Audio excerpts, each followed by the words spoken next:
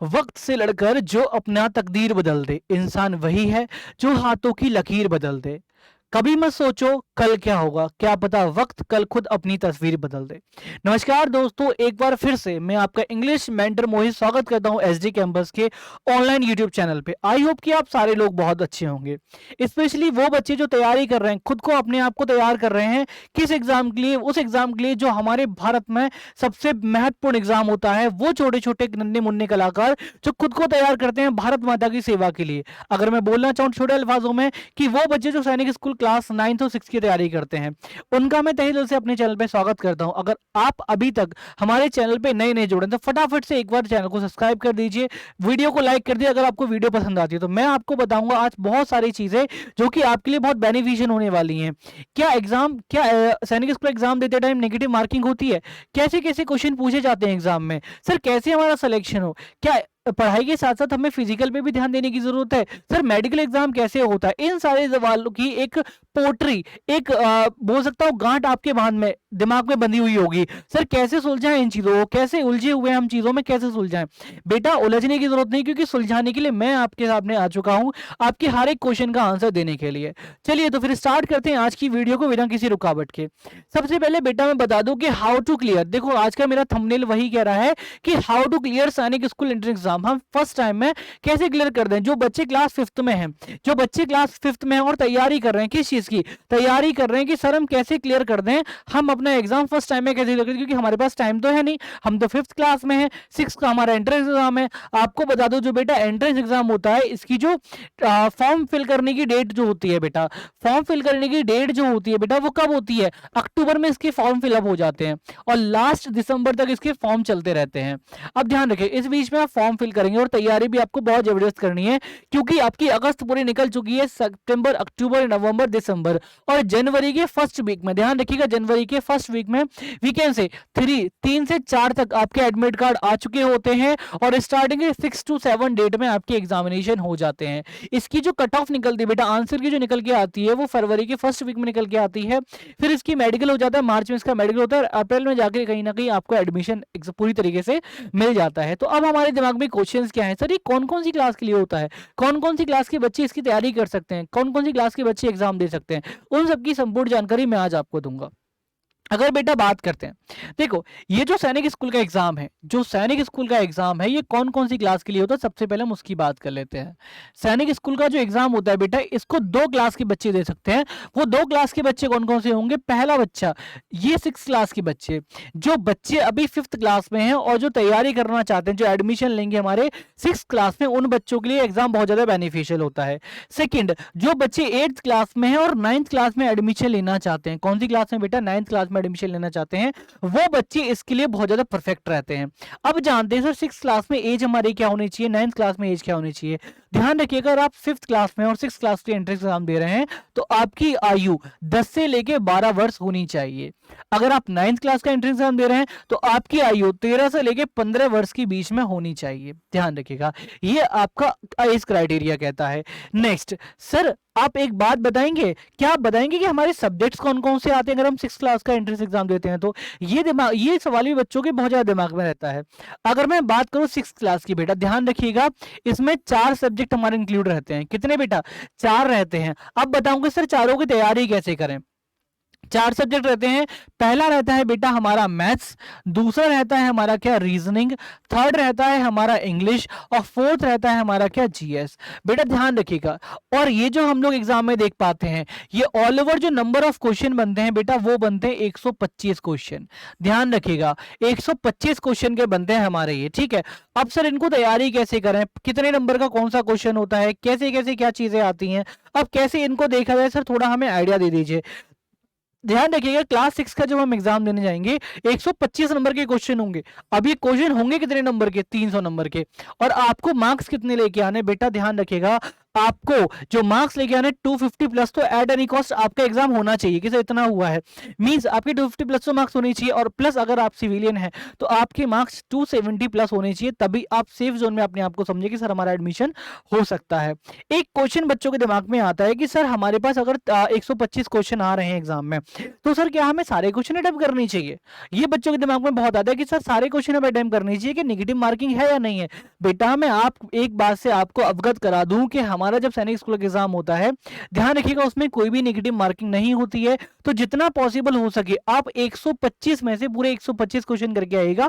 और आपको ये नहीं करना है कि रबड़ पे लिख लो 1 2 3 4 और ये पलट के जय माता दी 4 आया है, जय माता दी 3 आया है। ऐसा भाई बिल्कुल नहीं करना है। आपको बस क्या किस पे ध्यान देना है, आपको ध्यान देना है किस चीज पे कि सर अगर हमारे 125 क्वेश्चन है तो हमें कैसे भी पूरे के पूरे क्वेश्चन कैसे भी करने हैं, हमें कैसे भी करने हैं।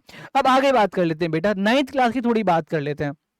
वो बच्चे जो क्लास 9th की प्रिपरेशन कर रहे हैं, सर हमारे सब्जेक्ट्स कौन कौन से रहेंगे, क्या आप बता सकते हैं? जी बेटा मैं बिल्कुल बताऊंगा। आपके जो सब्जेक्ट्स हमारे रहने वाले हैं वो रहेंगे हमारे कौन से, इंग्लिश, दूसरा मैथ्स, तीसरा रहने वाली है हमारी क्या, रीजनिंग, फोर्थ रहने वाली है हमारी क्या वी कैन से साइंस हमारी रहने वाली है, और नंबर 5th में हमारी रहने वाली है क्या, एसएसटी। तो बेसिकली 5 हमारे सब्जेक्ट्स यहाँ पे रहने वाले हैं। और कितने नंबर के रहेंगे सर, ध्यान रखिएगा ये जो पांचों के पांचों सब्जेक्ट्स हमारे आते हैं ये कितने नंबर के आते हैं, ये 150 नंबर के आते हैं। और कैरी कितने मार्क्स करते हैं, ये 400 मार्क्स हमारे यहाँ कैरी करके चलते हैं। ध्यान रखिएगा। अब कट ऑफ क्या रहेगी, कैसे नेगेटिव मार्किंग है, 9th क्लास में बेटा कोई भी नेगेटिव मार्किंग नहीं होती है। ध्यान रखिएगा। एक बात कहते हैं कि 9th क्लास में भी कोई नेगेटिव मार्किंग नहीं रहती है। 400 अगर आपको 150 क्वेश्चन दिए जा रहे हैं तो 150 में से पूरे 150 क्वेश्चन आपको करके आने हैं। 150 में से पूरे 150 क्वेश्चन आपको करके आने हैं ताकि आप कहीं ना कहीं इस कट ऑफ के बाद बैरी करें।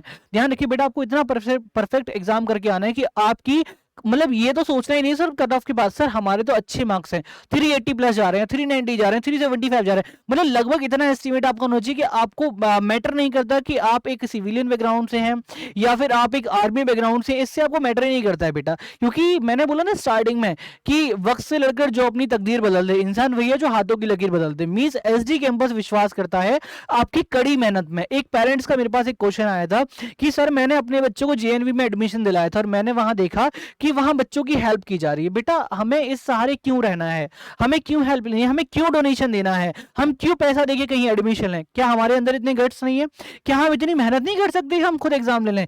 बेटा जब आप एसडी कैंपस के साथ जुड़े हुए हैं तो ध्यान रखिए कि एसडी कैंपस आपके लिए पर्टिकुलर हर एक चीज का मॉक टेस्ट लेके और हर एक चीज से परफेक्ट तरीके से आपको ऐसे तैयारी कराएगा कि आप बिना किसी चूक के आंसर फटाफट से मिला कर आएंगे। ठीक है। अब क्या होता है कि 150 क्वेश्चन होते हैं जब आप एग्जाम में देते हैं कोई भी, जब नॉर्मल वे में 9th 8th में आपको 2 घंटे का पेपर होता है। ठीक है। कितने घंटे का होता है बेटा, 2 घंटे का आपका पेपर होता है और नंबर ऑफ क्वेश्चन 40 आपको सॉल्व करने होते हैं। अब ध्यान रखना यहाँ पे 3 घंटे का पेपर होगा। अब क्या होगा कि 150 क्वेश्चन होंगे। क्या 1 घंटा भी 1 मिनट मिल रहा है? नहीं सर हमें नहीं मिल रहा है। 2.5 घंटे का पेपर है तो 150 क्वेश्चन नहीं मिल रहा है सर, बिल्कुल नहीं मिल रहा है। तो आपको तैयारी इस तरीके से करनी है मेरे बच्चे, इस तरीके से आपको ताबड़तोड़ मेहनत करनी है कि हमें सर ध्यान ही नहीं देना कहीं डोनेशन जाए कहीं कुछ जाए। सर डोनेशन से मार्क्स ऊपर थोड़ी ना, मेहनत थोड़ी ना ऊपर जा सकती है। बेटा खुद में यकीन रखो, अगर आपके अंदर जज्बा है, कुछ करने की तड़प है कि सर हमें करना है, हमें फोड़ना है पेपर, तो बेटा everything is possible in this world. हर एक साइंटिस्ट कह के गए हैं, हर एक जो कामयाब व्यक्ति है वो सब कह सकता है कि everything is possible in this world. क्योंकि अगर आपने एक शब्द देखा होगा ना, अगर आपने कभी पढ़ा होगा, अब यहाँ पे भी अगर देख लोगे ना इम्पॉसिबल की स्पेलिंग क्या होती है, तो इम्पॉसिबल की बेटा स्पेलिंग ये होती है जहां पे हम देख पाते हैं क्या कि सर आई एम पॉसिबल, मैं भी पॉसिबल हूं। इम्पॉसिबल भी कहते हैं कि मैं भी पॉसिबल हूं। तो तैयारी आपको इस तरीके से करनी है कि आपको ताबड़तोड़ मेहनत करनी है। अब दूसरी चीज की अगर बात कर लें बेटा, अब ये जानने के लिए आप उत्सुक रहिएगा कि अगर हमारा सैनिक स्कूल में एग्जाम एंट्रेंस एग्जाम हो जाता है और हम एडमिशन ले लेते हैं तो सर क्या क्या फैसिलिटीज हमें मिलती हैं। देखो ध्यान रखिएगा बेटा, आपको अच्छी लाइफस्टाइल मिलेगी, एक बहुत बड़ा कैंपस मिलेगा, एक अंडर गाइडेंस मतलब मिलिट्री के अंडर आपको गाइडेंस दी जाएगी। अगर आप कहीं भी 12th क्लास अगर हो जाते हैं मिलिट्री स्कूल से तो आपको एनडीए वगैरह में अच्छा कोटा मिलता है। वैकेंसी एनडीए वगैरह के एग्जाम आकर देते हैं तो एक कैरियर मतलब एक गाइडलाइन आपको दी जाती है, आपको भटकने की जरूरत नहीं है। क्योंकि नॉर्मल स्कूल में जो बच्चा पढ़ता है उसके पास बहुत सारे ऑप्शन होते हैं और बहुत ज्यादा कंफ्यूज भी रहता है सर क्या करना चाहिए, लेकिन आपको एक प्रॉपर गाइडेंस के अंदर वहां पे रखा जाता है। एक बहुत लो बजट वाले स्कूल मतलब ये होता है, हालांकि ये कौन हमारा ये जो है जो हमारे यूनियन स्टेट गवर्नमेंट इसे गवर्न करती है, सारा फंड वहीं से आता है। ठीक है। लेकिन ये जो आपके लिए बहुत लो बजट है क्योंकि इसकी फीस जो होती है वो ऑलमोस्ट नेग्लिजिबल के बराबर होती है, बहुत ज्यादा ना के बराबर इसकी फीस होती है।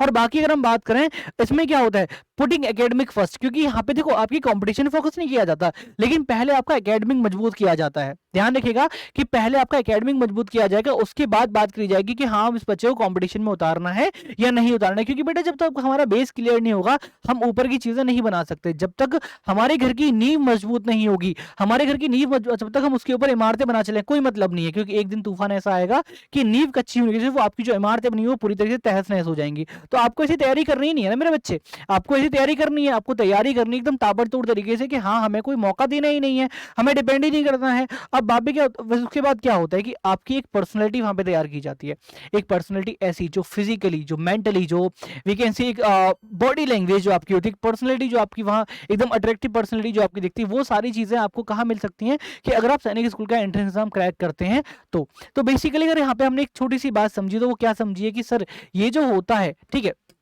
डेट हमारी जो होती है, हमने डेट्स इंपॉर्टेंट डेट्स के बारे में समझा है।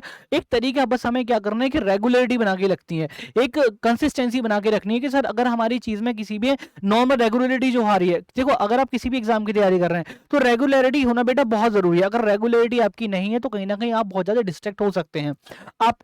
आपको थोड़े दिन तो व्यर्थ सारी चीजें छोड़ देनी है, सर हमें कहीं नहीं जाना है, बस तैयारी करनी है। गवर्नमेंट कैसे हम सैनिक स्कूल में एग्जाम, कैसे सैनिक स्कूल के एग्जाम ग्रैब कर रहे हो, कैसी हम सारी चीजें मतलब जो उनमें मिल रही हैं हर एक चीज हम कैसे ग्रैब कर सकते हैं, उसको ऐसी आपके अंदर एक जिज्ञासा एक लालसा होनी चाहिए कि सर हमें करना ही करना है।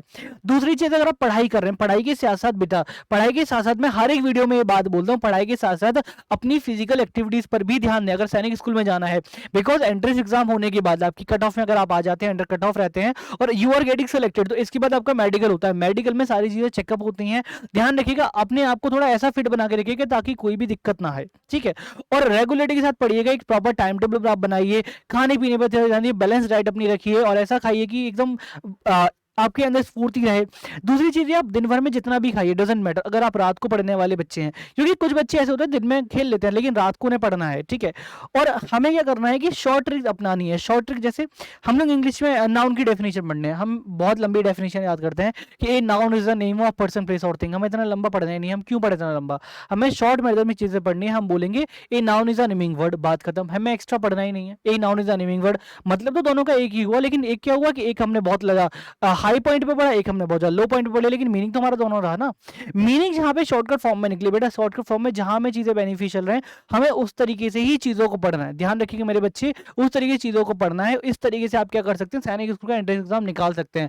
बस थोड़ी मेहनत रहेगी, थोड़ी जिज्ञासा, आपके अंदर जो एक कॉन्फिडेंस लेवल है उसको हम बनाने के लिए हम बैठे हुए हैं ना, उसको हम लोग कवर अप करेंगे, हम लोग बताएंगे आपको कैसे मेहनत करनी है। बस आप हमारे साथ जुड़े रहिएगा। अगर चैनल पे नए हैं तो आज ही नीचे दिए गए सब्सक्राइब बटन को आज ही लाइक कर दें, आज ही बेल आइकन दबा दें ताकि हर एक वीडियो का नोटिफिकेशन आपको सबसे पहले मिले और आप सारी वीडियो को फटाफट से देख सकें।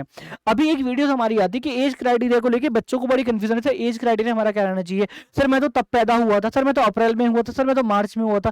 ध्यान रखिए इसके बाद जो वीडियो आएगी वो पर्टिकुलरली एज क्राइटेरिया पे ही आने वाली है कि क्लास 9 तो क्लास 6 के लिए क्या एज क्राइटेरिया हमारी होनी चाहिए, कि अगर हमारा बच्चा इतने सन में पैदा हुआ था, इतने महीने में होता तो सर क्या वो एग्जाम के लिए है। तो बेटा ये सारी चीजें पर्टिकुलर हर वीडियो में आपकी क्लियर करूंगा, बट आपको मेरे साथ बने रहना है एसडी कैंपस के सैनिक स्कूल के चैनल पर, ठीक है। ध्यान रखिएगा। तो बेटा आज से ही लग जाइए, जुड़ जाइए अपनी तैयारी में कि हाँ सर हमें करके दिखाना है। और मोटिवेशनल स्पीच पढ़िए थोड़ा सा, ध्यान रखिए थोड़े अगर छोटे छोटे बच्चे हैं इनको थोड़ा बेसिक क्लियर कराइए जितना हो सके, ठीक है। तो इन चीजों पे आपको बहुत ज्यादा फोकस करना है। तो मैं अपनी बातों को यही एंड करता हूं। दूसरी चीज ये बेटा कि जितना हो सके थोड़ा मेहनत कर लीजिए, चीजों को अवॉइड करिए, फ्रेंड्स वगैरह को बस ध्यान दीजिए कि हाँ हमें सैनिक स्कूल लेना है। क्योंकि अगर एक आपका फैसला आपकी पूरी जिंदगी बदल सकता है, एक फैसला आपकी पूरी जिंदगी बदल सकता है कि सैनिक स्कूल अगर होगा तो हर जगह वाहवाही होगी, अरे वाह बेटा सैनिक स्कूल में हो, एक बैकग्राउंड आपको मिलेगा, एक पर्सनैलिटी आपको मिलेगी, एक हर चीज आपको अंडर गाइडेंस मिलेगा। जो आपको भटकते हो सर हमें बताओ क्या करना है, हमें बताओ क्या करना है, आपको कहीं भी जाने की जरूरत नहीं, बस थोड़ी मेहनत करनी है। अभी अगर सैनिक स्कूल में एडमिशन लेते हो बेटा, ध्यान रखिए अगर सैनिक स्कूल में एडमिशन लेते हो तो सारी चीजें आपको वहां पे अंडर गाइडेंस रखा जाएगा, ठीक है। तो बेसिकली जो बच्चे मेरे साथ जुड़े हुए हैं, जो तैयारी कर रहे हैं, जो मेरी वीडियो देख रहे हैं, उनको मेरे तहे दिल से मैं उनको बेस्ट ऑफ लक बोलना चाहता हूं। तैयारी की ऐसी मेहनत करो कि वो बोलते हैं ना कि जो गरजते हैं वो बरसते नहीं और जो बरसते हैं वो गरजते नहीं। बेटा आपको गरजना नहीं है, सिर्फ आपको बरसना है, वो भी कब, पेपर वाले दिन। अरे बेटा ऐसे मत बरस जाना कि पेपर गीला हो जाए, ऐसे नहीं बरसना है, बस आपको मेहनत बरसानी है अपनी, ठीक है। मेहनत बरसानी है इतने तरीके ताबड़तोड़ मेहनत करो कि बस लग जाओ, जुट जाओ और रुको मत। वो कहते हैं ना कि उठो चलो और तब तक मत रहो जब तक लक्ष्य प्राप्ति ना हो। एक स्वामी विवेकानंद का कोट था मुझे याद आ रहा है कि चलो रुको और तब तक चलो उठो, उठो चलो और रुको तब तक ना रुको जब तक लक्ष्य प्राप्ति ना हो। तो आपका मोटिव भी ऐसा ही होना चाहिए कि हम तब तक नहीं रुकेंगे जब तक सैनिक स्कूल में एडमिशन नहीं ले लेते हैं। तो बस इसी मोटिवेशन से रेगुलर टाइम टेबल बनाइए, रेगुलर टिप्स लीजिए, इसी से आप अपनी तैयारी करें प्रॉपर तरीके से, ठीक है। तो थैंक यू सो मच, आप वीडियो लास्ट तक बने रहे और बाकी हम डिस्कशन करते हैं अगली वीडियोस में। ऐसी टिप्स से आप अपनी तैयारी कर सकते हैं। Thank you so much, have a good day ahead. जय हिंद, जय भारत।